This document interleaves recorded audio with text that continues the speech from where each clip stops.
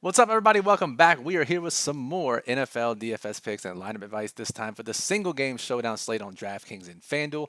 Thursday night football, New England Patriots, Pittsburgh Steelers, backup quarterbacks.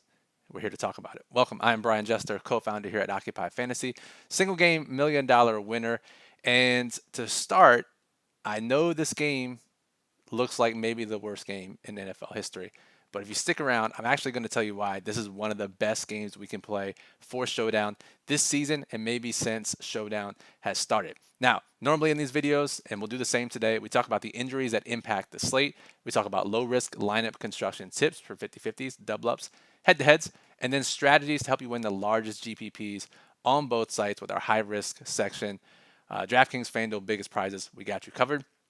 Now, I actually have some visuals today because this is such a different game environment than we are used to for showdown contests because of the low total. So stick around towards the high risk section when I bring out the visuals. Now, this game total as of this morning is 30 points in the betting markets. 30 points combined is the lowest pregame betting total. There are a couple different sources. Some say 2003, some say 2008, most say 1993.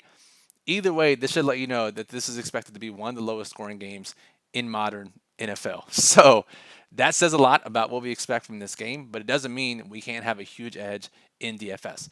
So let's start with the injuries that impact the slate. We'll start on New England side.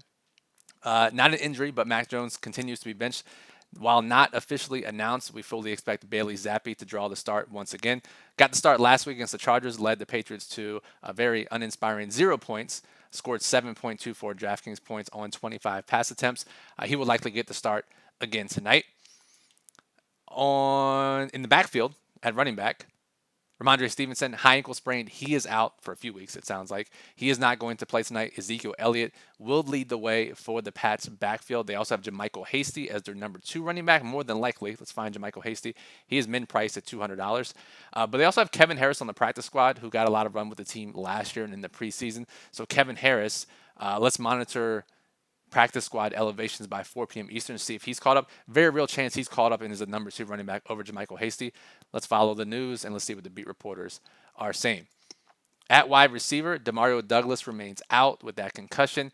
The top 3 receivers for New England will be the same as last week: Devontae Parker, Juju Smith-Schuster, and Tyquan Thornton.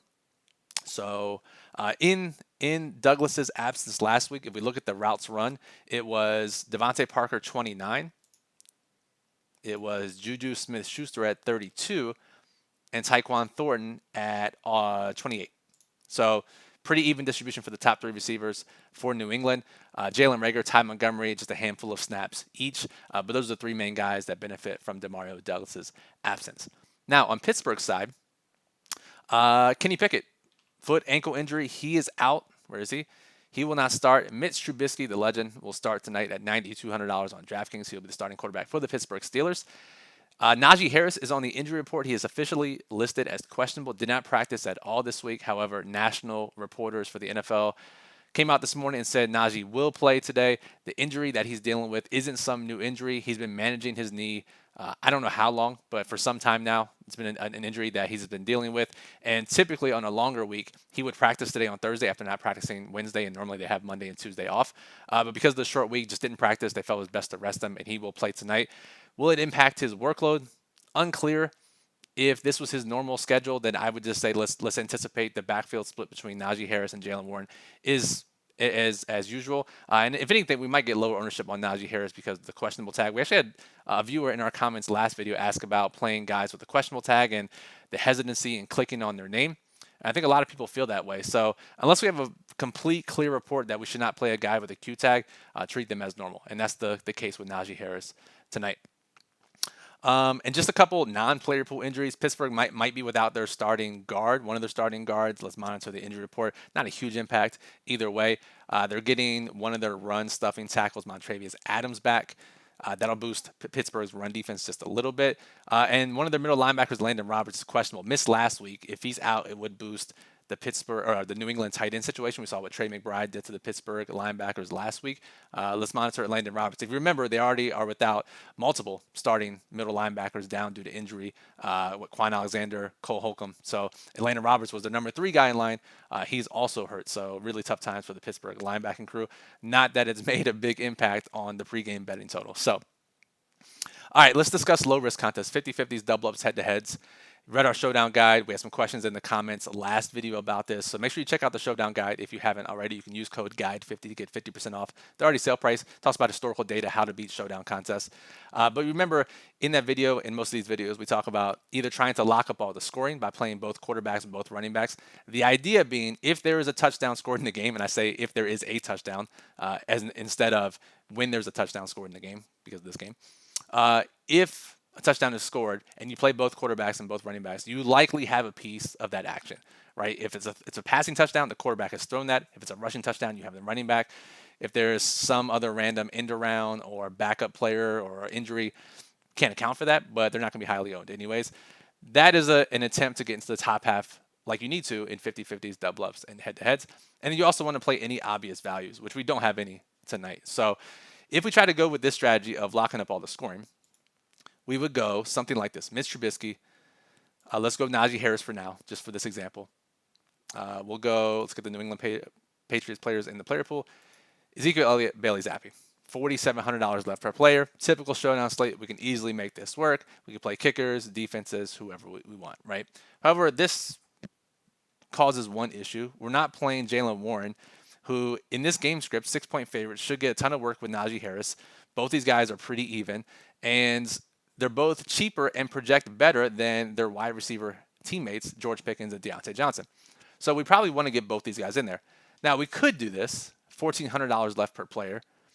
You could punt the final position. It's not great.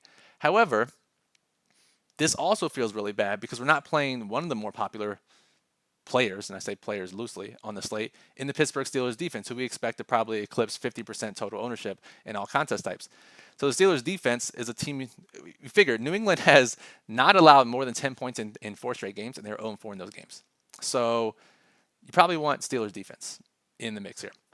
And so you have to ask, who do you want to leave out of this scenario?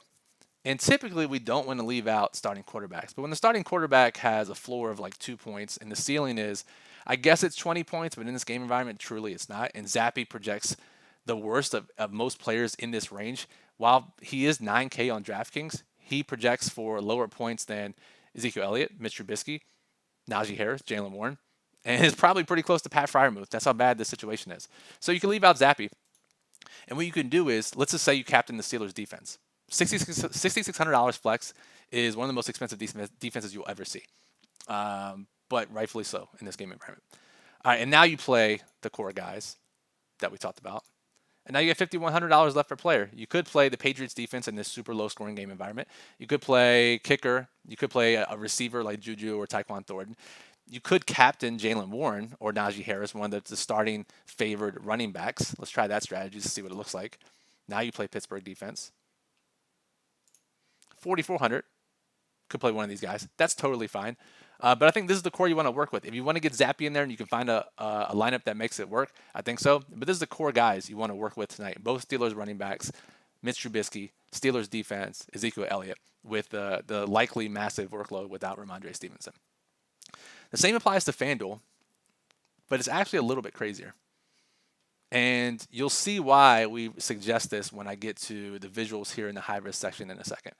So if we tried to play the normal strategy, again, this is ignoring, leaving out 1B running back Jaylen Warren, Bailey Zappi, Ezekiel Elliott, punt the final position, not great in this game, in any game really, but definitely not this game.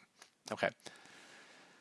Now, Zeke at 12K is mispriced as a starting running back, even if they're only going to score 7, 10 points, whatever they're expected to score. 12K is still mispriced for a high workload running back. Okay. Now, Trubisky at 15K, should he be the most expensive guy on the card? Probably not. So if you play 0 running backs, and let's just say you go Najee or Jaylen Warren, whoever you prefer. Najee gets most of the goal line work, so we'll go Najee in this scenario. You can punt a mid-range final position here, or you could just get Bailey Zappi out of there since he doesn't project that well. play Steelers defense, who literally has more projected points than Bailey Zappi by most projection systems. And now you can play Freiermuth or the other defense or kicker and play 0 quarterbacks in low risk contests, which is not a strategy we ever recommend. But we also never have a game with a 30-point total. So you have to adjust, you have to be flexible, and you have to adjust your strategy when dealing with very unique game environments, which this is. So this is the core for tonight for low risk contests on FanDuel. It feels gross leaving out quarterbacks, but does it feel any less gross than actually playing guys like Bailey Zappi and Mitch Trubisky? No. So low risk contest, extremely different than normal tonight, but I think extremely viable if you just take a step back and think about what you need to do in this type of game. So with that said, now let's talk about high risk contests, and this does bleed into low risk contests a little bit. It definitely bleeds into smaller field GPPs. The data I'm about to show you comes from the largest contests on both sites, but the concepts can still be applied to high-risk contests of any size for tonight. Before that, a lot to talk about. Let's get some water in the system, and I'll bring up one of the charts here in the meantime so you can look at it while I take this water sip.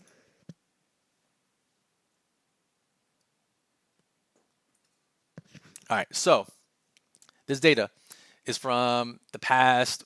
For DraftKings, it's since Showdown has been enacted. It's for the biggest primetime and featured Showdown slates, so 4 or 5 years of data. FanDuel is only since the defense has been incorporated into their scoring system, so last year. So we took a look at the winning lineups of the biggest contests on all these sites, and we compared some of these features and characteristics of the winning lineups to what the average game is, right? So we looked at, so the total for this game is 30 points. Crazy, 30 points. I looked at games that finished with the real amount of points less than 30 points in the game, because we're not going to have any pregame totals of 30. No two teams are this bad. So games that finished with less than 30 actual points, and then for one touchdown more, 38 points, 37 points. Games that finished with less than that amount. And what do the winning lineups look like? This first slide looks at average salary usage in those games. So this first column here, all games, this is every single Showdown slate that's featured a defense that has allowed you to roster a defense, and what the average salary used is for winning lineups. So for DraftKings, 49.1K, that might be lower than what most of you would think, just on an average slate. FanDuel, 58,100, that's probably lower than what most of you think. All right, if we look at games where the total points scored are less than 38, that total drops to 47.9 for DraftKings, 57.7 for FanDuel, so a $1,200 difference on DraftKings, $400 difference on FanDuel. Now, if we look at games that score less than 31 points, which according to the betting markets coin flip, this scores less than 30 points, that drops to 47.3 on DraftKings and 56.1 on FanDuel, an $1,800 difference and a $2,000 difference respectively. So, first takeaway tonight for high-risk contests, use way less salary. It's not going to feel great, right? You're going to have to break some rules in your brain to click and hand build and enter a lineup that leaves $2,000 on the table. But tonight is the night to do it. This tells you you can leave $4,000 on the table, and it might feel incredibly bad. But as long as the lineup makes sense, you're building for a low-scoring game environment, you can and should leave a lot of salary on the table tonight. Do not use all the salary. Next, 0 quarterback winning lineups. For those of you that are familiar, my $1 million single game win in the Super Bowl, Patriots and Rams, 13-3 final score. That qualifies as a game that scored less than 30 points. That famously had 0 quarterbacks. It sparked a discussion about how many quarterbacks we should be using overall in Showdown. So if we look at all games, these are all games since defenses have been introduced to scoring. Just 10% of DraftKings winning lineups have featured 0 quarterbacks. 14% on FanDuel. Only 5 roster spots, makes a little more sense. Now, if we look at games with less than 38 total points, that number jumps up to 19% on DraftKings and 16% on FanDuel, a pretty decent difference. But look what happens when we get less than 30 points. Nearly a quarter of DraftKings winning lineups have 0 quarterbacks. 36% on FanDuel have 0 quarterbacks. Massive differences compared to the base rate of all games. Just something to think about. You don't want to play every lineup with 0 quarterbacks, but if you end up on lineups that don't have a quarterback, it's going to be positive EV tonight. Next, what else we got? This is probably the most eye-popping one. Do we use a defense? In all games, this is a little higher than probably most people think. Just any game, random game, 36% chance DraftKings has a defense in it. FanDuel 38%. That's definitely higher than I think most people would think. You look at totals less than 38 points, that jumps to 60% on DraftKings, 52% on FanDuel. Totals less than 31 points, 77% on DraftKings, 82% on FanDuel. So, once again, if you're hand building lineups, you're making rules, you want heavy defense exposure tonight, intuitively, yes, it makes sense, but these are the numbers that back it up. A massive difference when it comes to low total games versus your average showdown slate. So, again, you put in your typical showdown rules. Yes, that is the right way to play showdown, but you have to take a step back and completely alter how you think about building a lineup on showdown when there are this little amount of points expected to be scored. What else we got? Captain usage. Nothing too crazy here. The one that stands out to me is this is DraftKings, right? Nothing too crazy. Defense is up a little more. Wide receivers up a little more. Nothing too different here. You're mostly playing captains as you normally would. But you may think maybe it's a little more concentrated on one group. But if you want to digest this information, it will be in our daily plug later, but you can also just pause this video and digest this. FanDuel is what interested me the most. You look at less than 31 total points or even less than 38 total points, we get big leverage on running back and especially wide receiver MVPs compared to your average slate. So consider running backs and wide receivers heavily at your MVP spot tonight. Not quarterback, not defense necessarily. Running back and wide receiver. And here's an example to show you. This is a screenshot from Jack, the architect of our lineup builder at Occupy Fantasy. Loves these types of slates, short slates especially, these really bad showdown slates. He won $24K with a Nelson Aguilar captain in a 25-point total game. This was before defenses were introduced to the FanDuel scoring, so New England defense would have been in this lineup. But look at it, only has one quarterback. It used $54,500 salary, so left $5,500 left over, which is something you would never do in a normal game, typically. Cheap receivers, receiver MVP, has a kicker. Kicker usage is also increased during these low total games. So this is a picturesque lineup for how you should make tonight's game. And this is actually a pretty comparable game here. When we had Stevenson and Damian Harris splitting carries, New England was a favorite. The total was much higher, the pregame total, but the actual result will probably mirror something tonight. So just something to keep in mind. We saw Dante Pettis, optimal MVP last year on a Chicago Bears Thursday night game. We've seen these types of games before. So it's weird. It's really weird. I get it. But you're going to have to break your brain tonight to make these lineups. All right, let's go back to DraftKings. Let's just talk about some final thoughts here. And again, here in this video, I'm going over high-level stuff, high-level rules, high-level player takes, high-level strategy. We're going to have more rankings and more in-depth info at OccupyFantasy.com for tonight's game. Our daily plug will rank every player for different contest types and specific lineup construction tips for various contests, more overall slate notes, more specific usage notes, so make sure you check that out. Occupy model has players ranked with projected ownership. That'll be huge for tonight. So again, this is high level in this video. You want the extra edge, make sure you check out OccupyFantasy.com after you watch this video. So what else? Let me pull up my notes here. Anything else we need to discuss here? It's really just the low-owned guys and the low-price guys. Let's just talk about the rotational players just to see if there's someone we're interested in playing to save even more salary tonight. So let's scroll down, and we'll talk after kickers and defenses, and even after the New England wide receivers. Because we've already touched on Juju and Tyquan Thornton, who are a bit underpriced for their roles at $3,800 and $3,400 on a typical slate. Are they underpriced for a team that might score 10 points? Probably not, but they will see action on the field. Just note that Tyquan Thornton is notoriously in and out of the doghouse seemingly with New England, just gets randomly benched or doesn't play. So while he should see the same amount of work as he did last week, especially in a lost season and they're trying to develop their young players, there's also a possibility that he just randomly plays 5 snaps. So if that happens, the biggest beneficiary will be Jalen Reagor, who no one's going to play. I would probably do a max 1 of Thornton and Reagor in any lineups that I make. So, all right, Allen Robinson, wide receiver 3 for Pittsburgh. Couple targets. Can he outscore other guys above him? Potentially, probably. So just a guy to keep in mind. Ty Montgomery, maybe he gets more work at running back tonight with Ramondre out, but he hasn't really been used much at all as a veteran this year. He did have 1 carry last week, but not a guy we'd expect to play very much at all tonight. We expect any other work at running back to be distributed to either Kevin Harris if he's called up or JaMychal Hasty. Calvin Austin, wide receiver 4 for Pittsburgh, maybe a couple of snaps. Gesicki seemingly has fallen out of favor. Hasn't played that many snaps. Got outsnapped by Pharaoh Brown last week. Pharaoh Brown is a little bit cheaper than he is. And Pharaoh Brown is a guy that is not, if you set a line, will Pharaoh Brown catch a pass tonight? The favorite odds would be on no. But he's averaging like 20 yards a catch randomly this season.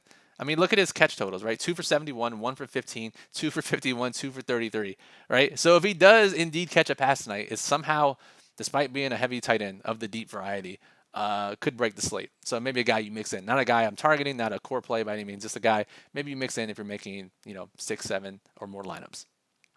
Probably more than that, 20 lineups or more, I would say.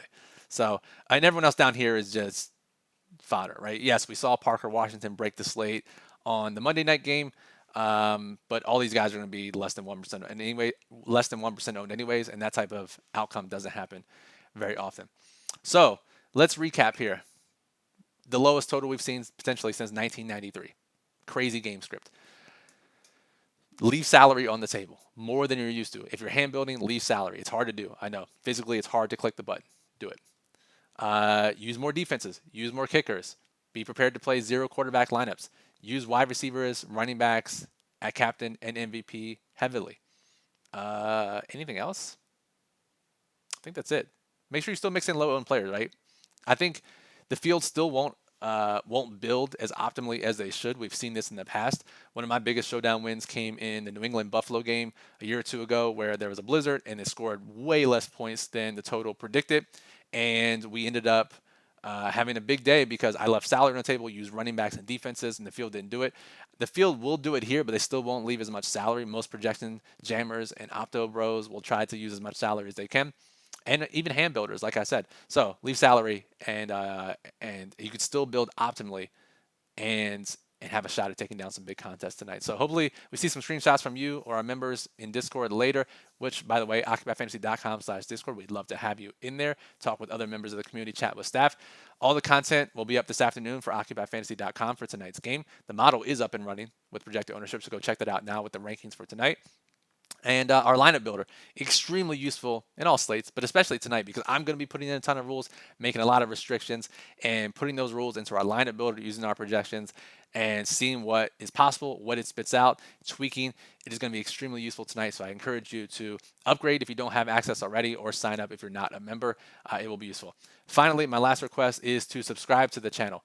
Yes, it helps us out. More subscribers. Hooray. That's great for us, right? But more importantly for you, because first of all, it's free. Just click subscribe below the video if you're not already. But next Thursday, Moose and I are heading out to Arizona for the DraftKings Fantasy Football World Championship, World Fantasy Football Championship, whatever the abbreviation is. We're heading out. So the scheduling is going to be a little bit weird for the videos. We have a 2-game slate next Saturday. We have a UFC pay-per-view, which we normally do videos for. We have our main slate Q&A. The scheduling is going to be different. I think we're going to do the main slate Q&A on Sunday morning. Either way, if you subscribe and get the notifications, you'll get notified whenever we anticipate to go live or whenever we upload videos because it will be a different schedule next week. Same goes for Monday slate. Jack, whose screenshot I showed you, he'll hop on here and talk to us with me about the 2-game slate on Monday in a couple days. So subscribe, best way to get notified, and give us a thumbs up if you like the content. We appreciate it. Any questions? You probably have a lot, I'm sure, based on tonight's game. Drop a comment below. If you have any other data you want me to look up, drop a comment. I'll see if I can find the information for you in our database. We'd love to hear from you. I know you guys got questions, so throw them in the comments below or in our Discord server. So, Brian for Occupy Fantasy, thank you. Good luck. And try to enjoy tonight's 30-point Patriots and Steelers showdown slate.